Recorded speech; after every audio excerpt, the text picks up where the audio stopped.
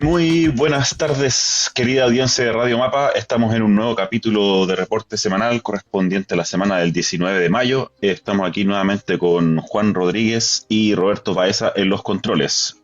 ¿Cómo estás, Juan?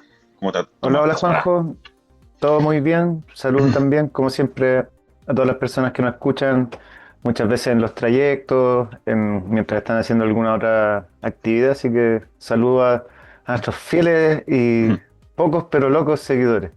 Exactamente, siempre estamos atentos ahí a sus comentarios, así que no se olviden de comentar los capítulos que subimos a las redes sociales y difundirlos también entre sus conocidos, sus amigos y cualquiera que pueda estar interesado en un programa como este.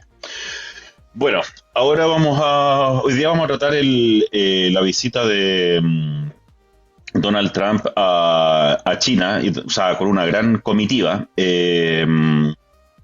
La semana pasada, Donald Trump, como decía, con una comitiva de empresarios y ministros, digamos, secretarios, como se dice en Estados Unidos, visitaron a China con el fin de, bueno, revisar toda la relación bilateral, digamos, con China. Los objetivos, digamos, se sabía que estaban por ese lado. Hace casi una década que un presidente de Estados Unidos no iba a China. Eh, y claro, tanto los temas a tratar como las conclusiones y las conversaciones que se dieron, digamos, fueron tratadas con bastante secretismo como por ambos estados. Digamos, lo que se comentó en la prensa fue más bien superficial y algunas cosas, digamos, más de índole protocolar y de ese estilo, más algunas declaraciones de algunas reuniones más rimbombantes, digamos. Eh, por el lado político, digamos, es importante señalar que, bueno, estaba Marco Rubio, que es, como todos sabemos, el secretario, olvidé el nombre que el ministro de Relaciones ¿De Exteriores Estado? sí, No, secretario de Estado. Sí, sí, sí. No, sí, está bien, secretario de Estado de Estados Unidos, que es el equivalente ministro de Relaciones Exteriores. Scott Bessent, que es el secretario del Tesoro, equivalente como el ministro de Hacienda acá, y Pete Hegseth, que es el secretario, bueno, ahora se llama de guerra, antes se llamaba de defensa, digamos, en esta administración le cambió el nombre a guerra. Eh, por el lado político, por ese lado también señalar como punto interesante es que Marco Rubio estaba sancionado por el gobierno chino. Él no podía entrar porque en 2020, el 2020 él, digamos, como senador promovió y votó a favor también de sancionar a altos funcionarios del Partido Comunista Chino respecto a sus cuentas bancarias, que no podían entrar a Estados Unidos, no desarrollar ciertos negocios, etcétera. Y digamos, China le levantó la sanción a Marco Rubio, digamos, una especie de gesto diplomático para que pudiesen reunirse y formar parte de esta comitiva. Por el lado. se tuvo que cambiar el nombre, eso sí, ¿eh? Sí, además tuvo que cambiarse el nombre, sí. Sí. Sí, sí, sí. Quedó con un nombre. No tengo acá anotado el nombre, pero quedó con un nombre medio gracioso, creo. Como un nombre sinoizado. Claro, con Marco Lu, una cosa Claro, así. Marco Lu, eso sí creo que fue, sí. Sí. Eh, y bueno, por el lado quizás más interesante también están los empresarios que acompañaron digamos, a Trump, y que de hecho fueron en el mismo avión que Trump, en el Air Force One, que es como el avión presidencial. Está, bueno, Elon Musk de Tesla, que es bastante conocido, Tim Cook de Apple, Jensen Huang de Nvidia, eh, Dina Powell McCormick, que es de Meta, digamos, enviada por Zuckerberg. Y de todas maneras, es interesante la figura de esta señora porque ella fue asesora de seguridad durante la primera administración de Trump, y también ocupó cargos de Bush y digamos, Zuckerberg acordó con Trump nombrar a esta persona como directora, como parte de la empresa. Es bien interesante eso porque ahí se da uno, a veces como que digamos, en el marco del capitalismo estadounidense, suele hablarse de la no intervención del Estado, digamos, como en los grandes negocios, y al finalmente se ve que estas empresas al final están, o sea, este nombramiento, pero en general el hecho de que haya ido con toda esta comitiva, demuestra que digamos, los negocios y el Estado en Estados Unidos se están imbricando fuertemente, digamos. Otros personajes también está Larry Fink de BlackRock, digamos que es una gran constructora, Stephen Schwarzman de Blackstone, Kelly Ortberg de Boeing, Brian Sykes de Cargill, representantes de, bueno, Goldman Sachs, Mastercard, Qualcomm, Visa, Citi, y así grandes entidades financieras también del mundo estadounidense. Eh, Notar otra cosa interesante de esto es que Palantir no estaba en esta comitiva, digamos. De hecho, Peter Thiel, según se siguió reportando, sigue en Argentina. Al parecer tiene intención incluso de instalarse ahí, lo que me parece bastante peligroso incluso para nosotros como Chile, digamos. Eh, y digamos, bueno, se desarrolló esta reunión donde incluso, bueno, también se reunieron, digamos, como los paralelos de las competencias chinas de estas empresas. Digamos, incluso en la cena protocolar juntaron en la misma mesa a los empresarios, digamos, de las distintas áreas que eran competencia, digamos, para que, o sea, ese fue como el tono de un poco de cómo se administró la reunión en esta, o sea, o las reuniones en esta visita de Estado. Una cuestión interesante también que quería destacar es que la prensa internacional en general dio cuenta de que China, como que habló, o sea, habló mucho de esta idea de que China ya equiparó a los Estados Unidos.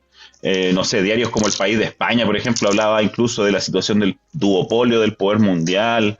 Bueno, incluso, y el mismo Trump al desembarcar en China dijo, hay dos grandes potencias en el mundo, digamos, nosotros y China.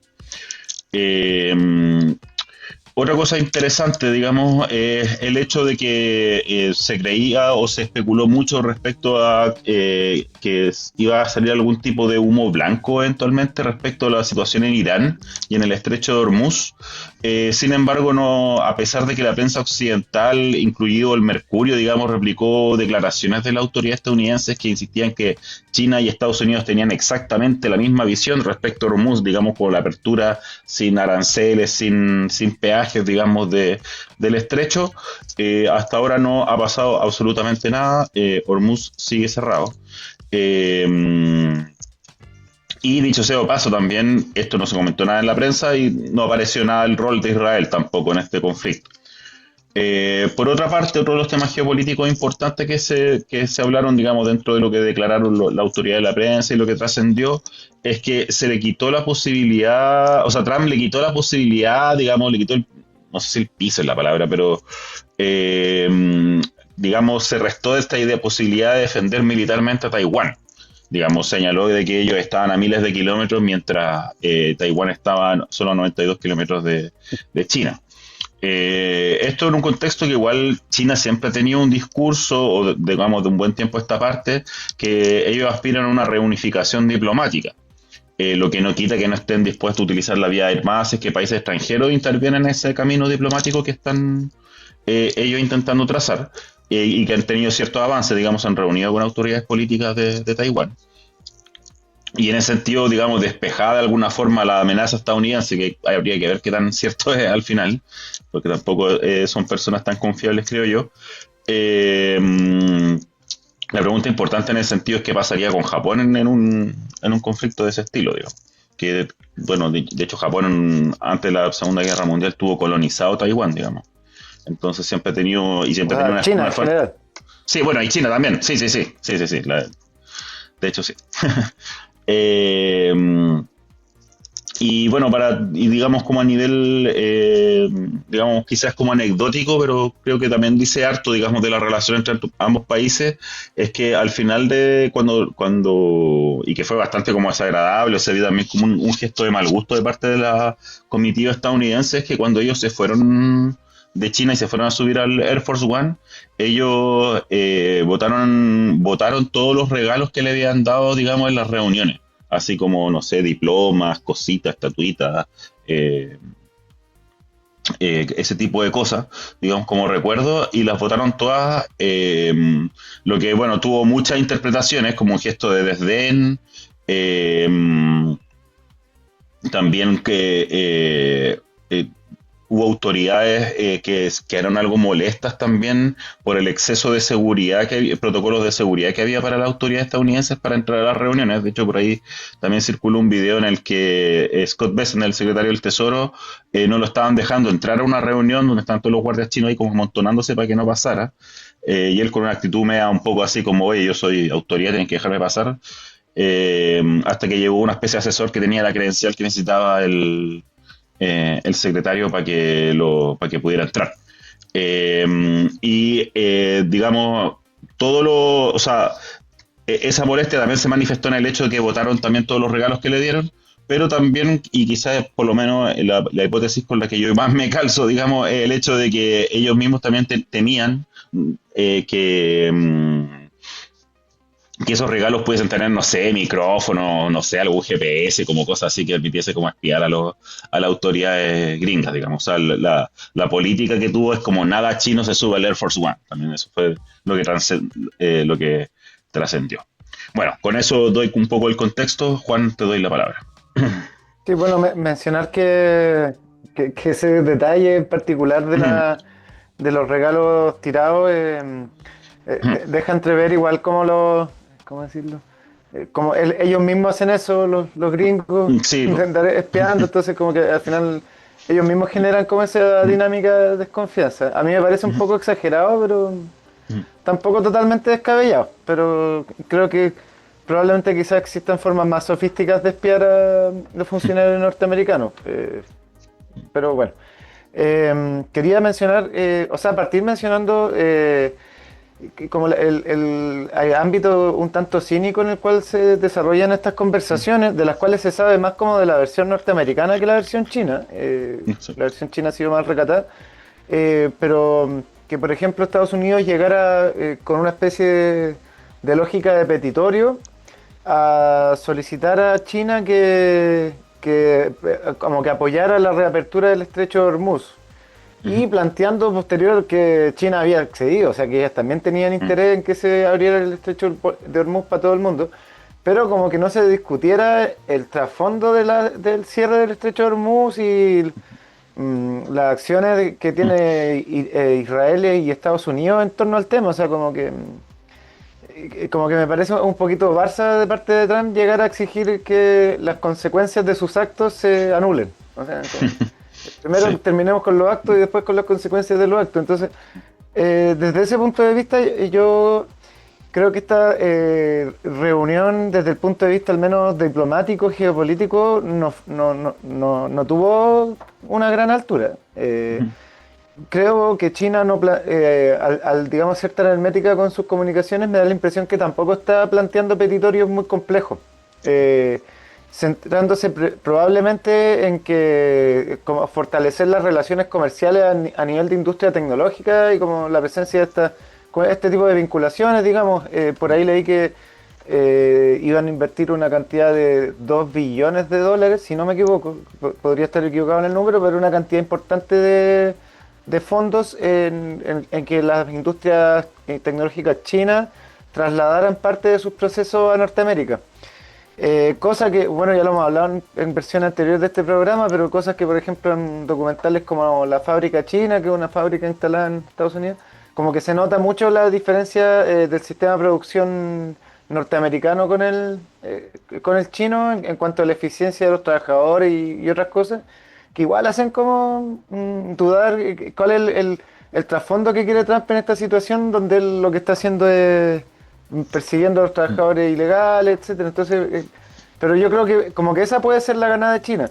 Pero por otro lado, Estados Unidos reconoce que Taiwán no gira en torno a su influencia. Curiosamente lo reconoce en Taiwán y no en Israel. O sea, como que es como un poquito contradictorio su forma de plantearlo. Y creo que de parte de China en realidad no veo que China despertara. mayor interés que el demostrar su poderío mediante la implementación de estas reuniones. O sea, utilizar todo tipo de protocolos para como dejar a raya a Estados Unidos y parecer más importante mediáticamente. Yo creo que eso tiene un beneficio en la interna de China y probablemente, o sea, y claramente también tiene un beneficio afuera de China, como estos detalles que Xi Jinping se sienta en un sillón que parece igual, pero que tiene como la almohada más dura. Entonces, Claro. al tiro se ve más alto que Trump, que queda como tirado en el sofá. Y una serie de detalles así que por otro lado los norteamericanos lo responden dejando los regalos tirados. Entonces, como que Sí. a mí la impresión que me da con eso, y con ese detalle también que das tú de este secretario que no lo dejan ingresar a un salón, es que China con esto también quiere demostrar que es un país mucho más ordenado y que tiene la situación mucho más controlada que Estados Unidos. O sea, como que Estados Unidos, por las autoridades que ha elegido, digamos, y su forma de hacer política, parece como un poquito más desastrado. Y en ese sentido, si es que ese fue, digamos, si es que ese fue uno de los objetivos de China, yo creo que eso sí se logró. Pero no creo que China, ya esto quiero llegar en realidad, no creo que China confíe ni crea nada de lo que conversó con Estados Unidos. O sea, no creo que China piense que ahora Estados Unidos va a dejar de tener aspiraciones bélicas en Taiwán o no sé, o que las empresas norteamericanas van a competir de forma libre con las empresas chinas o que se van a eliminar los aranceles. O que Estados Unidos tenga la voluntad de terminar el conflicto en Medio Oriente, ninguna, como que esas cosas yo creo que me da la impresión que los chinos ya saben que están hablando como con personas que tienden a mentir po, y que en ese sentido no logran como establecer una línea de acción clara que garantice una confianza en los riesgos futuros.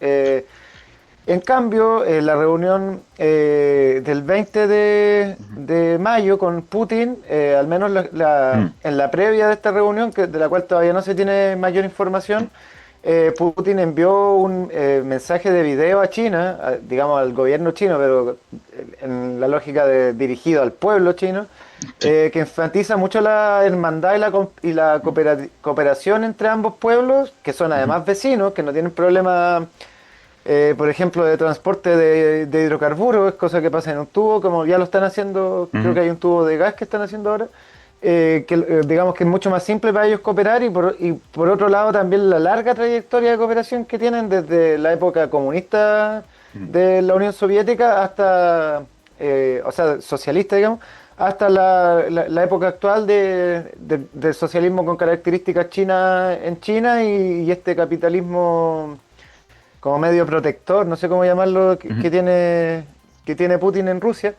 me da la impresión que siguiendo esta lógica como simbólica de que China tenía objetivos como más bien mediáticos que diplomáticos en las reuniones, que sea esta reunión con Putin y que tenga este tipo de mensaje y que tenga esta trayectoria, que se estén celebrando 25 años desde el acuerdo, digamos, no me acuerdo cómo se llama, pero un acuerdo que firmaron para tener amistad y cooperación económica, tecnológica, etcétera, eh, da a entrever que si bien puede que exista un tablero con dos potencias gigantes que son las que controlan el mundo, eh, que Rusia inclina, digamos, la balanza hacia China, así como Europa, podríamos decir, inclina la balanza hacia Estados Unidos. Entonces, es una señal de fortalecimiento, yo creo, y por otro lado, y esto en realidad es algo evidente, que ya es así, digamos, para China es mucho más segura y mucho más prometedora una relación comercial con Rusia, de partida porque Rusia se acerca a China sin ofrecerles restricciones. O sea, por ejemplo, Rusia no llega a poner el tablero de que China se posiciona en torno a la guerra de Ucrania o cosas así, sino que lo que hay fortalecimiento económico y son relaciones como más, digamos, menos coercitivas que las relaciones que trata de establecer Estados Unidos y por eso yo creo que va a ser una reunión que va a potenciar sobre todo el mundo del BRICS. Entonces, bueno, para terminar diciendo que me parece interesante igual que China esté haciendo esta dinámica de juego a dos bandas y sobre todo como enviando a personas, digamos, como con un nivel de lógica imperial, como son Elon Musk o esta CEO de Facebook, de Mm, Meta, que no recuerdo mm. su nombre, que fue secretaria de Estado norteamericano. O sea, como que en el Tina Powell. fondo ella, eh, obviamente, desde mi punto de vista, deja entrever de que los chinos como que están jugando bien su juego de mantenerlos a todos bien confundidos. Y en ese sentido yo creo que es un gran acierto y, digamos, dentro de lo nefasto que puede ser la diplomacia internacional, yo creo que Xi Jinping jugó muy bien sus cartas y al parecer funcionó. O sea, todavía no veo, digamos, un punto débil en esta acción al menos. Sí, sí, sí. Bueno, es interesante efectivamente como todo el manejo y el despliegue comunicacional que hay respecto a las digamos, los distintos gestos y, digamos, frases que, digamos, se posicionaron digamos, dentro de las reuniones que se realizaron. Digamos, por ejemplo, también por ahí también circuló, había una foto de Deng Xiaoping, creo que con Bush padre, si mal no recuerdo, como donde él era el que se agachaba a darle la mano eh, a Bush Ronald y Reagan. a Ronald Reagan era, ya, sí, perdón. Y después, claro, ahora era al revés, donde estaba Donald Trump así como agachándose frente a Xi Jinping, él como todo erguido, digamos, así como dándole la mano, así como en cortito, como forzando que fuera Trump el que se acercara. Y bueno, muchos analistas también, de hecho, coinciden en que era el gobierno de Estados Unidos el que de alguna forma tenía más prisa por juntarse con China que al revés, digamos.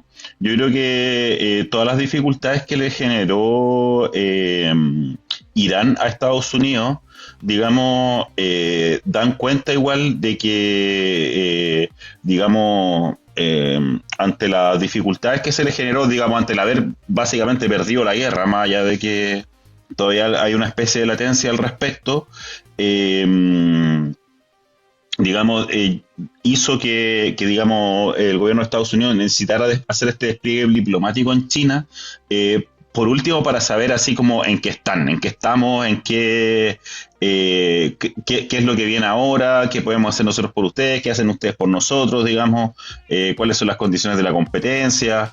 De hecho, por ejemplo, bueno, uno de los grandes temas ahí, digamos, en el ámbito tecnológico es el tema de Nvidia, de hecho Ujú. que tiene actualmente como el monopolio de los chips más rápidos que de hecho se hacen en Taiwán además. Y digamos eso ha sido de hecho una de las grandes como demandas que tiene China hoy en día para digamos para poder seguir avanzando en la industria tecnológica que ellos tienen. De hecho, una cuestión que han hecho, o sea, algo que ha caracterizado, digamos, el desarrollo tecnológico chino, según también dicen muchos analistas, es que, digamos, ellos siempre han apostado más a la eficiencia de los recursos más que contar con las mejores capacidades, por ejemplo, los mejores chips. Sin embargo, claro, eso también en el ámbito donde hay una competencia, en el ámbito de la inteligencia artificial, en el ámbito del desarrollo del auto eléctrico y otro tipo de industrias tecnológicas, precisamente, claro, a China digamos, se le presenta como una dificultad el acceso como a los chips más avanzados, que dicho sea de paso están carísimos, digamos, hasta para el público en general, digamos, a los computadores han subido un montón, y todo eso debido a esta situación monopólica que tiene Nvidia respecto a los chips. Entonces, claro, ahí yo creo que también, o sea, claro, ahí uno ve que Estados Unidos igual tiene algunas cartas para jugar en esas negociaciones también. Pero al mismo tiempo, claro, obviamente tienen mucho, yo creo que están con bastante miedo, digamos.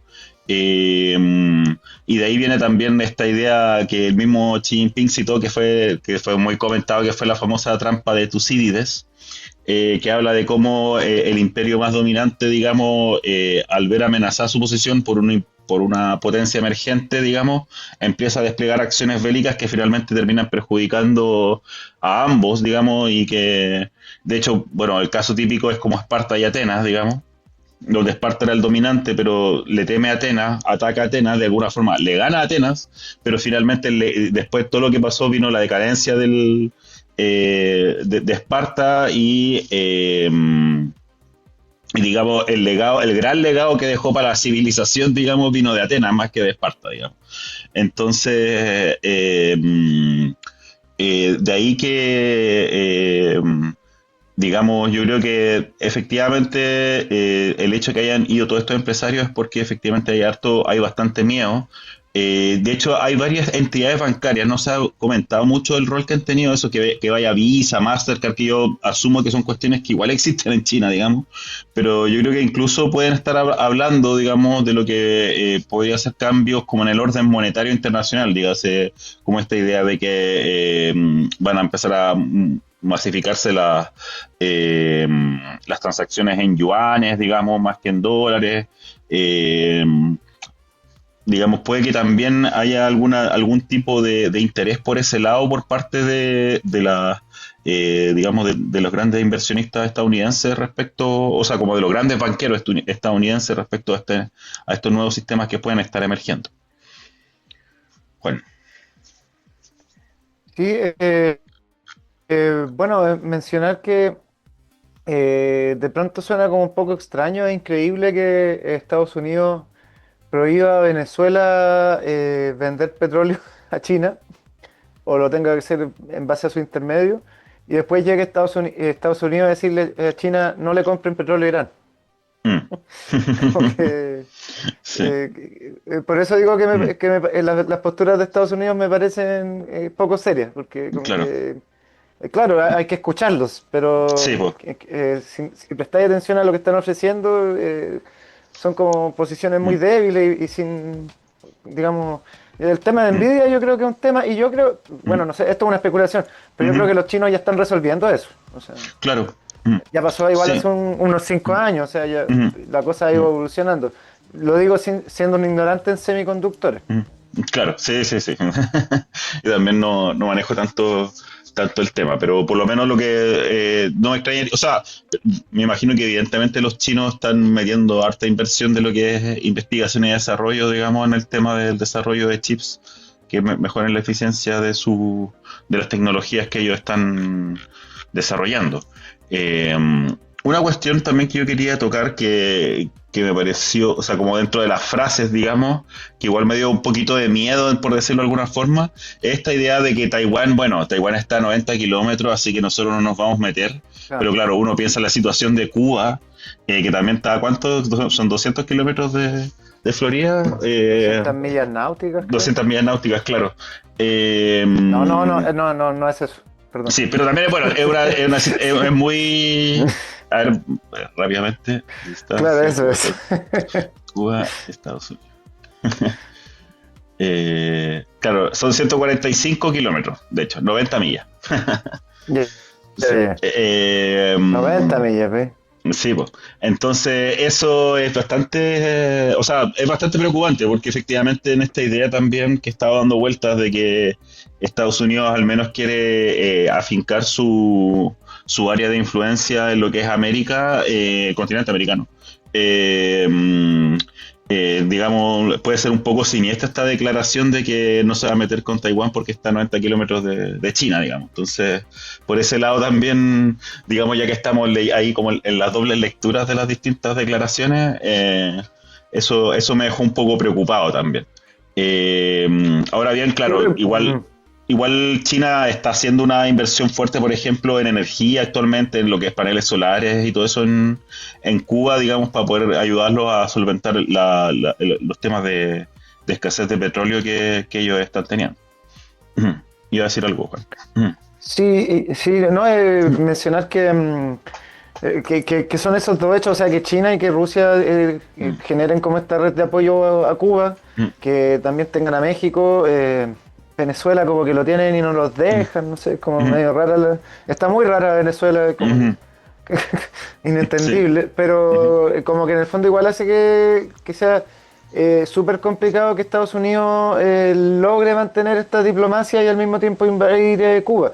Mm. Pero, y es el gran pero, que al final estas superpotencias por mucha postura internacional que tengan, a la hora de los que hubo, en general no entran en guerra ajena. Mm, Entonces, es difícil la situación de Cuba, pero en la medida yo creo que los norteamericanos no hagan acciones bélicas mayores y genocidas, digamos, más grandes de las que ya hacen, yo creo que se puede resolver, pero como que hay un problema idiosincrático que en realidad es como una predicción a futuro. O sea, la idiosincrasia norteamericana da para pensar que van a estar eligiendo mucho tiempo gobernantes como los que tienen. O sea, claro. lamentablemente. Ahora podemos tocar el tema de Bolivia, que digamos que es un tema que está ocurriendo en Latinoamérica, que tras meses de la ascensión del derechista Rodrigo Paz, que empezó a implementar una dinámica de neoliberalización y de regulación y desintegración del Estado benefactor, o como que se le quiera llamar en Venezuela, o sea, perdón, en Bolivia, se están desarrollando una serie de protestas bloqueando más de 70 rutas en el país y digamos, que están dejando aisladas las grandes ciudades, principalmente por movimientos sindicales y campesinos indígenas. Y esto también tiene que ver con que el gobierno de Rodrigo Paz está ordenando, digamos, la fiscalía está ordenando la detención de dirigentes sindicales, dirigentes campesinos y en particular la detención de Evo Morales, que se le exige apersonarse a un tribunal. Lo que o sea, perdón, lo que eso significa es que en Bolivia, digamos, la inestabilidad está en aumento y esto se suma a que hay un general del ejército que ya, digamos, hizo una declaración instando al presidente Rodrigo Paz a dimitir, como por estar desconectado con la realidad boliviana. Uno entendiendo la historia de Bolivia y de Perú también, pero en particular de Bolivia, como que da la impresión de que es una de aquellas ocasiones que terminan haciendo un presidente dimitir. Entonces, es bastante singular la situación que está ocurriendo, está en evolución y todavía no ha habido ningún acontecimiento determinante, pero da para pensar que como que ¿cómo se llama? La reintegración la restauración, perdón, del neoliberalismo en Bolivia se está frenando por resistencia popular. Y eso da para pensar por ejemplo, en países como Chile, que los chilenos usualmente se sienten así como que fueran superiores a Bolivia Ujú. y también hay que entender como esas lógicas como un poco menos apreciativas que hay cuando en realidad es un pueblo que en varias ocasiones se ha desarrollado con una mayor dignidad y coherencia que el chileno. Entonces, como que da para pensar, digamos, como qué tan libres son los chilenos que dejan que los pisoteen y nadie hace nada y como que es una sociedad que está como con un temor permanente. Sí, sí, bueno, ya que hiciste el link, digamos, respecto a la restauración que está intentando hacer Estados Unidos, bueno, que bastante exitosa por desgracia en el resto de América Latina. eh, También, bueno, de hecho, y vinculándolo también a los grandes gigantes tecnológicos, hoy día la ministra Lincolao aparece bastante cuestionada porque tuvo reuniones que no estuvieron registradas por ley de lobby con la gente de Meta y de Google. Y además, sí registró reuniones con Apple y Amazon. Y al parecer, bueno, toda su agenda de lobby está vinculada digamos, a que digamos, al final lo que está haciendo el Ministerio de la Ciencia es como una patita de lo que haría un Ministerio de Economía, digamos, vinculado a fomentar la inversión extranjera de alta tecnología, digamos, o de high tech, como se dice hoy día, de estas empresas. Además, bueno, también se ha ido, bueno, el perfil de Lincolao siempre ha sido bastante curioso en ese sentido, porque ella se le designa ministra de la ciencia, pero ella no tiene un perfil académico, sino que ha estado metida principalmente en empresas tecnológicas, y de hecho una de las empresas que se dedicaba era una especie de empresa de lobby político, muy parecido, digamos, como una forma más institucionalizada de lo que hacen los bots, digamos. como propaganda política, aplicaciones que digamos, indican cómo votar, cosas así. Lo que me parece bastante llamativo porque, bueno, de hecho, hoy día se mandó una declaración del tipo, bueno, yo vivo hace 30 años en Estados Unidos, estoy como empapándome nuevamente la idiosincrasia chilena, digamos, a ese nivel es el nivel, digamos, de la ministra, y de hecho una ministra que, para ser el Ministerio de la Ciencia, siempre ha sido muy nada desde que existe, digamos, nunca ha tenido una relevancia política, y esta señora está apareciendo todos los días en la tele, digamos, y está marcando agenda.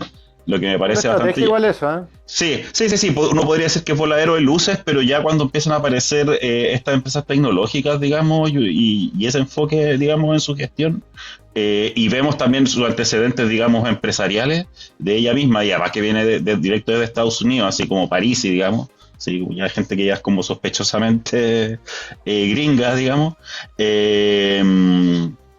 Digamos, levanto la ceja igual, digamos, o sea, puede haber algo de voladero de luces, pero también puede que estemos frente a una funcionaria que tenga, digamos, redes bastante más siniestras quizás que las que parecían inicialmente. Vamos cerrando. Bueno, pero Mm, hablando ya del gobierno de Chile, ujú, para tocar un tema que yo creo que lo vamos a tener que ujú. tocar en más extenso, o quizás no hablarlo nunca más, puede ser. Sale de su cargo la ministra Steiner de Seguridad ¿En serio? por su absoluta Pasó. incompetencia, así que eso, digamos, lo podríamos ahondar con más detalles, pero de momento podemos decir que la noticia fue dada por José Antonio Caz a los líderes de partido oficialista durante la reunión que realizaron la tarde del martes en La Moneda.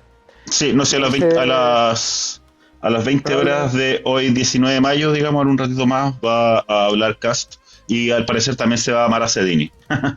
claro, sería Mm, algo bueno que hace un mm, gobierno malo, que es como una noticia feliz para, ¿cómo mm. es? Noticia triste para promesas felices, Claro, pero por fin ya, ojalá que pongan por último alguien que llame menos la atención por su incompetencia, porque claro.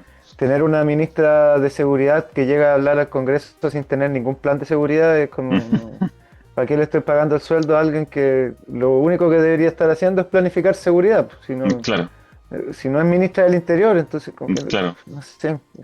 No sé, bueno, Bueno, es cosas otro raras. cagazo de Gabriel Boric de crear un ministerio totalmente Mm, inútil como ese. sí, pues, sí. Bueno, con esto, con esto Ya, cerramos. apagamos el ventilador un rato, por Sí, favor. sí, sí, sí. Bueno, tocamos varios temas. Con esto cerramos esta nueva jornada de reporte semanal. Bueno, sí, hay varios temas interesantes. Lo de Bolivia hay que ponerle ojo. Digamos, le mandamos acá aguante al pueblo boliviano que está ahí resistiendo, digamos, la ofensiva imperial. Digamos, con estos presidentes lacayos que está poniendo Estados Unidos en estos tiempos. Le mandamos un saludo también a nuestra audiencia, a todos los que nos comentan y nos siguen semana a semana, y también le mando un saludo a Roberto ahí que está en los controles. Te mando un abrazo a ti, Juan, que estés muy Y bien. sí, lo último, una muy bonita postal de esta semana ver a estos fascistas de Norteamérica posando con Ah, los bueno. y el martillo. Eso es como una especie de logro histórico que yo creo que va a trascender y al Sí, final sí, esos sí, símbolos esa nos quedan. fotito, Entonces yo creo que está divertido y me sí, sí, causó sí, gracia. esa fotito va a dar que hablar en el futuro, yo creo, y va a estar en Claro, los va a libros salir de en los libros historia. de historia de los colegios. Exactamente, sí, probablemente, muy probablemente. Ya, Ya, chao, nos chao. vemos, que estén muy bien. Chau.